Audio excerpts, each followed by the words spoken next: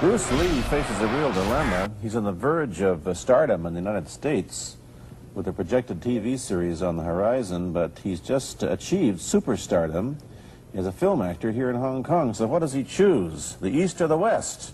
It's a kind of problem most budding movie actors would welcome. It's the Pierre Burton Show, the program that comes to you from the major capitals of the world. This edition comes to you from Hong Kong. And Pierre's guest is the man who taught karate, judo, and Chinese boxing to James Garner, Steve McQueen, Lee Marvin, and James Coburn. The newest Mandarin superstar, known in the West for his appearances in Batman, The Green Hornet, Ironside, and Longstreet. His name is Bruce Lee, and he doesn't even speak Mandarin. And here's Pierre. Well, how can you play in Mandarin movies if you don't even speak Mandarin? How do you do that? Well, first of all, I speak only Cantonese. Yeah. So, I mean, there is quite a difference as far as pronunciation and things like that go. So somebody else's voice is used, right? Definitely, definitely. You just make the words. Doesn't that sound strange when you go to the movies, especially in Hong Kong, in your own town, and you see yourself with somebody else's voice? Well, not really, you see, because most of the Mandarin pictures done here are dubbed anyway. They're dubbed anyway? Anyway. I mean, disregard. I mean, they shoot without sound. So it doesn't, you know, make any difference. Your lips never quite make the right words, do they? Yeah, well, that's where the difficulty lies, you see. I mean, in order to, because the Cantonese have a different way of saying things, you know, I mean, different from the Mandarin. Yeah. So I have to find, like, something similar to that and keep a kind of a feeling going behind that. Something that matching the Mandarin deal. Like the old silent days. Complicated? Like the old silent days. But I gather in the movies made here, the dialogue is pretty stilted anyway. Yeah, I agree with you. I mean, see, to me, a motion picture is motion. Yeah. I mean, you got to keep the dialogue down to the minimum. Did you look at many Mandarin movies before you started playing in the first one? Yes. What did you think of them when you saw them? Quality-wise, I mean, I have to admit that it's not quite up to the standard.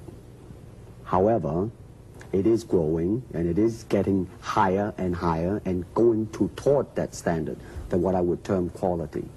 They say the secret of your success in that movie, The Big Boss, which was such a success here and rocketed you to stardom in Asia, was that you did your own fighting.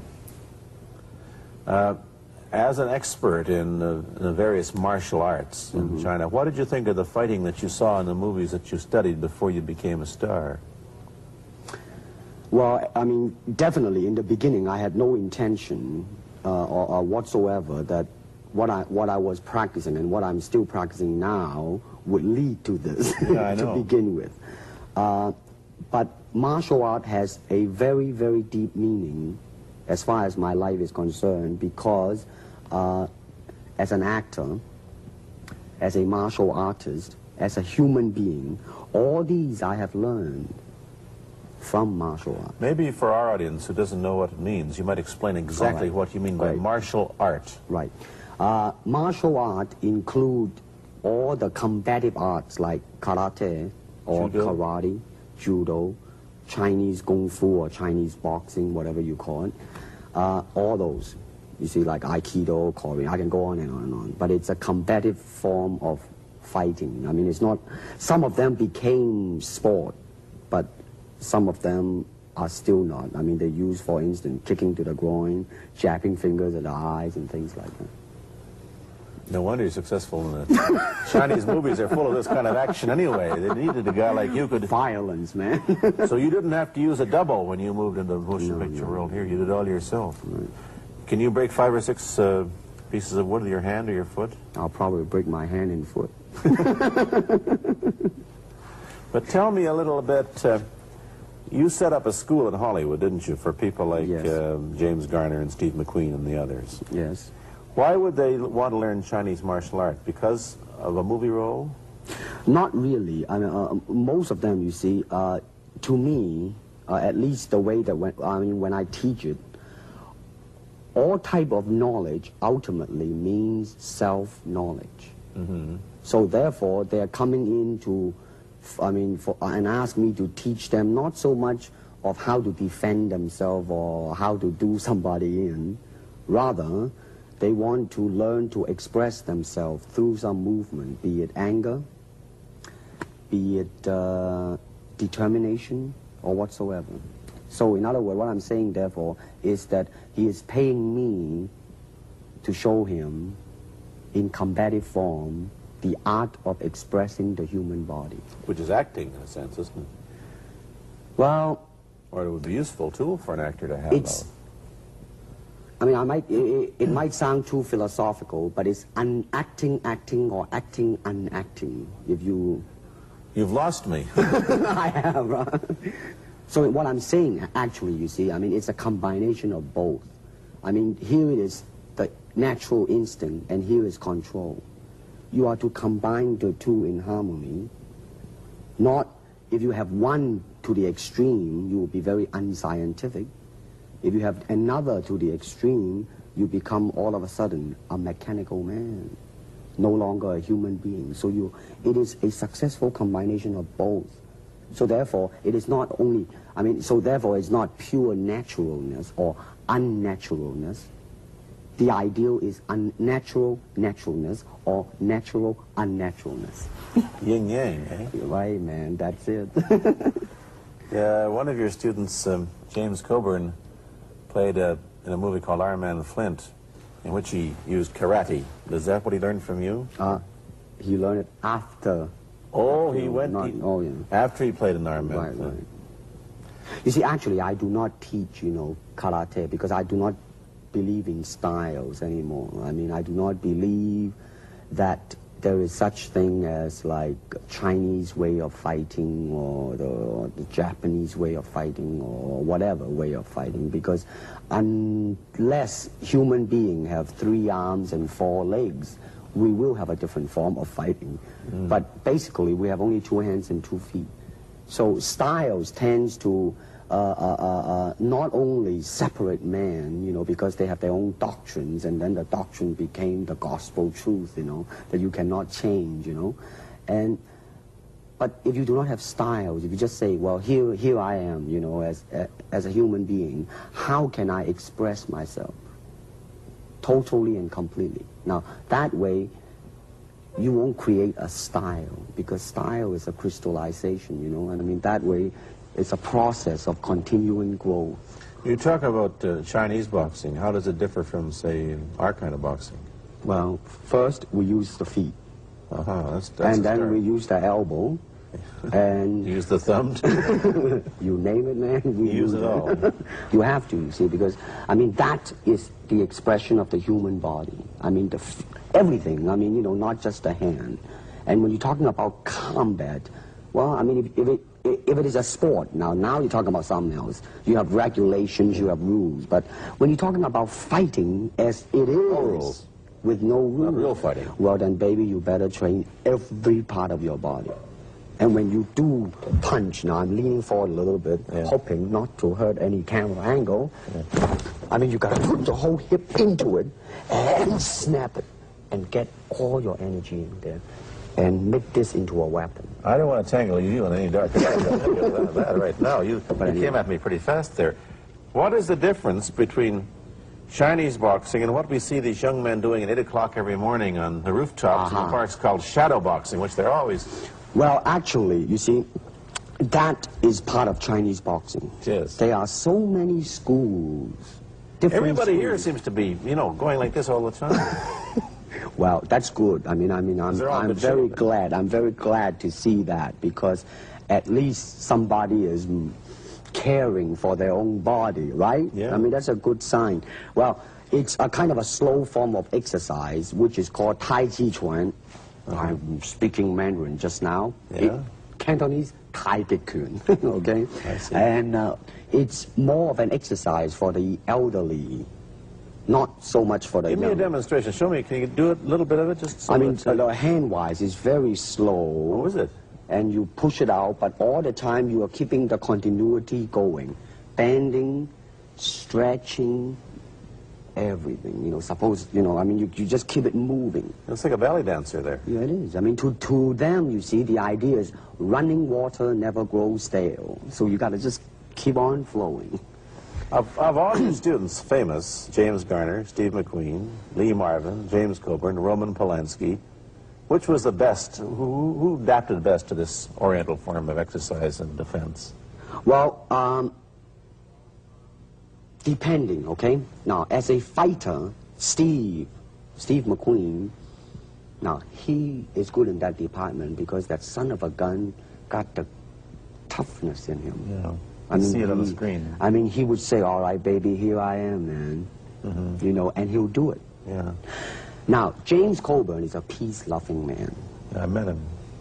Right? I mean, Yeah. you've met him. I mean, he's really, really nice. I mean, Yeah. super mellow and all that. Yeah, I he mean, is. you know, I mean, now, he appreciates the philosophical part of it. Therefore, his understanding of it is deeper than Steve. So it's really hard to say. You see what I'm saying Yeah. now?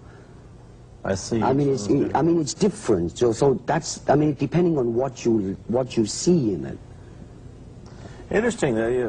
We don't, in our world, and haven't since the days of the Greeks who did, combine philosophy and art with sport. But quite clearly, the Oriental attitude is that the three are facets of the same things. Man, listen, you see, really, to me, okay, to me, ultimately, martial art means honestly expressing yourself. Now, it is very difficult to do. I mean, it is easy for me to put on a show and be cocky, Yeah. and be flooded with a cocky feeling and then feel like pretty cool and all that. Or I can make all kinds of phony things, you see what I mean, blinded by it. Or I can show you some really fancy movement. But to express oneself honestly, not lying to oneself, and to express myself honestly, now that, my friend, is very hard to do. And you have to train. You have to keep your reflexes so that when you want it, it's there. When you want to move, you're moving. And when you move, you are determined to move. Not taking 1 inch, not anything less than that. If I want to punch, I'm going to do it, man, and I'm going to do it, you see. So, I mean, so that is the type of thing you have to train yourself into it, to become one with the, you think? Yeah, this is very un-Western, this attitude. I want to ask you about your movie and TV career, but first we'll take a break. Then I'll be back with Bruce Lee. I've been talking to Bruce Lee mainly about the Chinese martial arts, which include things like Chinese boxing, karate, and judo, which is what he taught when he was in Hollywood. After he left the University of Washington, where he studied, of all things, philosophy, if you can believe that. He did, but that, perhaps you understand why the two go together from the first half of this program. And you can perhaps understand how he got into films. He knew a lot of actors, but I'm told that you got the job on the Green Hornet, where you played Cato the chauffeur, mainly because you're the only Chinese-looking guy who could pronounce the name of the leading character, Britt Reed. I meant that as a joke, of course. And it's a heck of a name, man. Yeah. I mean, every time I said it at that time, I was super conscious. I mean, really now, that's another interesting thing, huh? Let's say if you learn to speak Chinese. Yeah. And it's very, I mean, it's not difficult to learn and speak the word. The hard thing, the difficult thing, it's behind what is the meaning, what brought on the expression and feelings behind those words. Like when I first arrived in the United States, and I look at a Caucasian, and I really would not know whether he was putting me on, or is he really angry, because we have different way of reacting to it. See, those are the difficult things, you see. It's almost as if you came upon a strange race where a smile didn't mean what it does to us. In fact, a smile doesn't always mean the same, does it? Of course not. Yeah, I just thought of that. Tell me about the big break when you played in Longstreet. I must tell the audience that that's it. Bruce Lee had a bit part, or a supporting role in the Longstreet series, and this had an enormous effect on the audience. What was it? Well, you see, the title of that particular episode of Longstreet is called The Way of the Intercepting Fist. Now, I think the successful ingredient in it was because I was being Bruce Lee. Yourself. Myself, right. And did that part, just express myself, like I say, honestly express myself at that time. And I because of that, I brought, you know, favorable mentioning in like New York Times, which says like the Chinaman who incidentally came off quite convincingly enough to earn himself a television series, and so on and so on and so forth. And Can you remember the lines by Sterling Siliphant, the key lines? he's one of my students, you know that? Was he too? Yes. Everybody was your student. But you read, there were some lines that expressed your philosophy. I don't know if you remember them or not. Oh, I remember that. I Let's said, hear. this is what it is, okay? You're talking to Longstreet, played by James Francesca. I said, empty your mind. Be formless, shapeless, like water. Now you put water into a cup, it becomes the cup. You put water into a bottle, it becomes the bottle. You put it in a teapot, it becomes the teapot. Now water can flow, or it can crash. Be water, my friend. Like that, you see? Oh, I see. I get the idea. I get the power behind it. So, now, two things have happened. First, there's a pretty good chance that you'll get a TV series in the States called The Warriors, in which you use, what, the martial arts well, in a Western setting? That was the original idea. Now, Yeah. Paramount, you know, I did Longstreet for Paramount, and Paramount wants me to be in a television series. On the other hand, Warner Brother wants me to be in another one, but both of them, I think, they want me to be in a modernized type of a thing. And they think that Western idea is out. Whereas You want to do the Western, eh? I want, because you see, I mean, how else can you justify all these punching and kicking and violence except in that period of the West? I mean, in nowadays, I mean, you don't go around on the street kicking people or punching people. Because if you do, that's it. I mean, I don't care how good you are, you know. But this is true also of the Chinese dramas, which are mainly costume dramas. And they're all full of blood and gore over here. Oh, you mean here? Yeah. Well, unfortunately, you see, I hope that the picture I am in would either explain why the violence was done, whether right or wrong or whatnot. But unfortunately, pictures, most of them here, are done mainly just for the sake of violence. You know what I mean? Like, you know, fighting for 30 minutes, get stabbed 50 times. And but I'm fascinated. Let me give you your microphone back. I'm fascinated that you came back. I am a martial artist. You came back to Hong Kong on the verge of success in Hollywood and full of it. And suddenly, on the strength of one picture, you become a superstar. Everybody knows you. You have to change your phone number. You get mobbed in the streets. Now, what are you going to do? Are you going to be able to live in both worlds? Are you going to be a superstar here, or one in the States, or both? Well, let me say this. First of all, the word superstar really turned me off, and I'll tell you why. Because the word star, man, it's an illusion. It's something what the public calls you. You should look upon oneself as an actor, man. I mean, you would be very pleased if somebody say, hey, man, you are a super actor. It is much better than, you know, superstar. Yeah, therefore, you've got to admit that you are a superstar. You're not going to, if you're going to give me the truth. I'm honestly saying this, okay? Yes, I have been very successful, okay? But I mean, I think the word star I mean, I do not look upon myself as a star. I really don't. I mean, believe me, man, when I say it. I mean, I'm not saying it because what are you going to do? Let's get back to the question. Okay. Are you going to stay in Hong Kong and be famous? Or are you going to go to the United States and be famous? Or are you going to try and eat your cake and have it too? I am going to do both because, you see, I have already made up my mind that in the United States, I think something about the Oriental, the true Oriental should be shown. Hollywood sure as heck hasn't. You better believe it, man. I mean, it's always the pigtail and bouncing around, chop, you know, with the eyes slant and all that.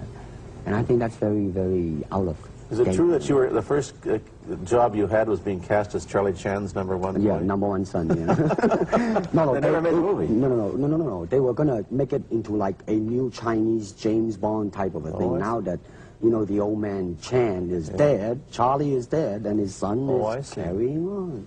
But they didn't do that. No.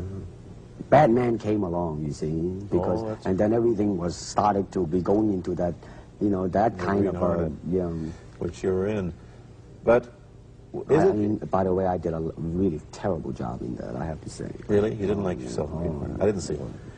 Let me ask you, however, about the problems that you face as a Chinese hero in an American series. Have people come up in the industry and said, well, we don't know how the audience are going to take a non-American? Well, such question has been raised. In fact, it is being discussed, and that is why The Warrior is not going to be on. I see. You see, because unfortunately, such thing does exist in this world, you see, like, I don't know, certain part of the country, right? Where, like, they think that business-wise it's a risk. And I don't blame them, I mean, in the same way, it's like in Hong Kong, if a foreigner come and became a star, if I were the man with the money, I probably would have my own worry of whether or not the acceptance would be there. But that's all right, because if you honestly express yourself, it doesn't matter, see? Because Are you, how about the other side of the coin? Is it possible that you are, I mean, you're fairly hip and fairly Americanized. Are you too Western for Oriental audiences, do you think? Oh, man, like, how? I have been criticized for that. You have, eh? Oh, yes, definitely. So. Well, let me say this. When I do the Chinese film, I'll try my best not to be as American as I, have been adjusted to for the last 12 years in the States.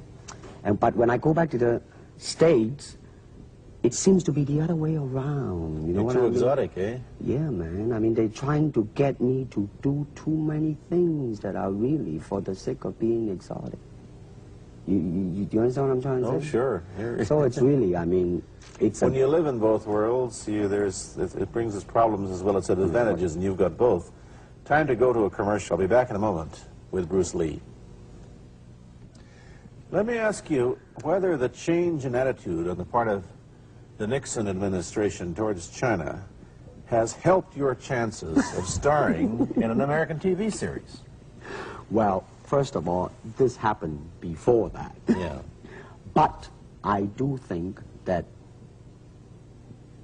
things of Chinese will be quite interesting for the next few years. I mean, not that I'm politically, inclining toward anything. No, I understand that. I'm just wondering. But I mean, once the opening of China, I mean, that it will bring more understanding. Yeah. More things that are, hey, like different, and maybe in the contrast of comparison, some new thing might grow. So therefore, I mean, it's a very rich period to be in. I mean, like, if I were born, let's say, 40 years ago, yeah. If I have a thought in my mind, I said, boy, I'm going to star in a movie or star in a television series in America. Well, that might be a vague dream, but I think right now, maybe. You still think of yourself Chinese, or do you ever think of yourself as North American? You know what I want to think of myself? As a human being. Because, I mean, I don't want to sound like, as Confucius say, but under the sky, under the heaven, man, there is but one family.